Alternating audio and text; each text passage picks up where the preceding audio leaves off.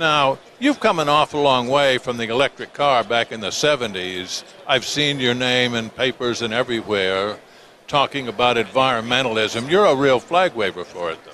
I've been doing it a while, and the reason I keep doing it is because it's been very effective. It's been good for the environment, all these things I've done for 46 years now, but they also have all saved me money, which I care about too.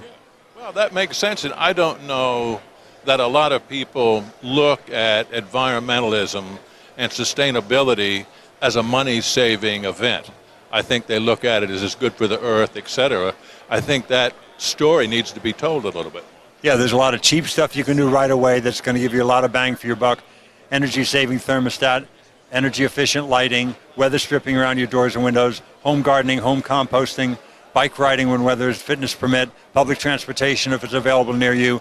Everything on that list I just gave you is very inexpensive. You do it, you're going to save money instantly. And then you move up the ladder, maybe you buy some solar panels one day. You still ride your bike around, do you? I do. I just rode 11 miles yesterday, and I like to ride. I like to stay in shape. I'm 66, and if you don't use it, you lose it. I would be, I ran for about 40 years, and I got hit so many, or almost hit so many times. I've had a fear factor of bike riding as a result of that. You obviously do not. I've got my trick ways that I go. I stick on a lot of bike paths and bike lanes and have a little bit of safety net there. Now, you had mentioned your lead home that you're building, and you made a lot of selection on product. You came across Bostik, and you liked the product, but then you got more involved. Talk about that. How did that come to pass? And you must feel pretty strongly about it. I wish I could take credit for finding the Bostik product. It was my site supervisor, John Woosley, who said, hey, I know you're trying to get every lead point you can. You want to use green products even when they don't have any lead points for your total. But here's a great product. It's an adhesive with no VOCs, got recycled materials in it. This recycled tire crumb is in it. So it's got sound deadening properties too, and a little bit of cushion when you're going to put your wood floor down on the concrete. Everything about it's good in every way, including green. Why don't you check it out? I checked it out and went, sign me up.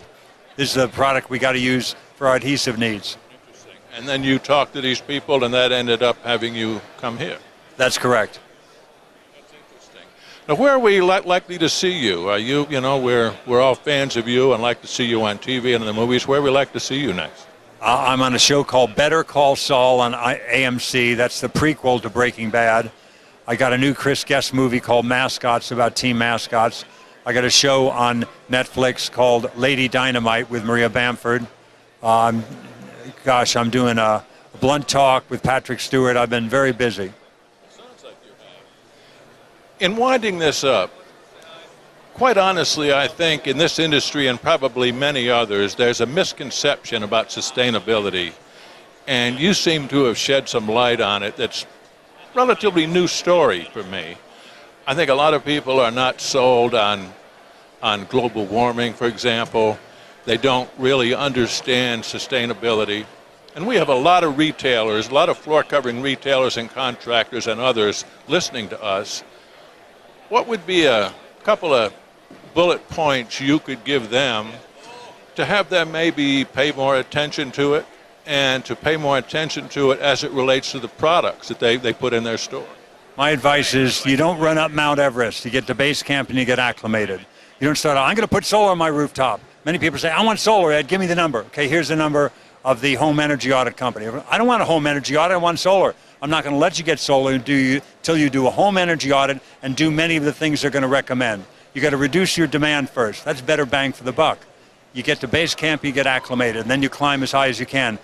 Not everybody makes it to the top of Everest, Not everybody's going to get solar, but do the things you can afford now. Weather stripping, energy-saving thermostat, eliminating your vampire power, all that stuff that's cost-effective. Do that first, and then you see, God willing, you might get solar, with the solar lease if you can't afford to buy the panels.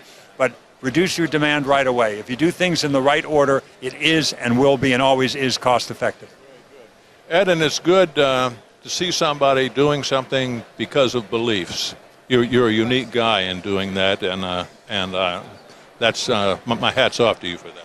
It's a pleasure to talk with you, buddy. Thank you very much. It's been a pleasure. We're in the Bostik stand. We're at Surfaces 2016. I'm talking to Ed Begley, who is a spokesman for Bostik, and this is Talk Floor TV.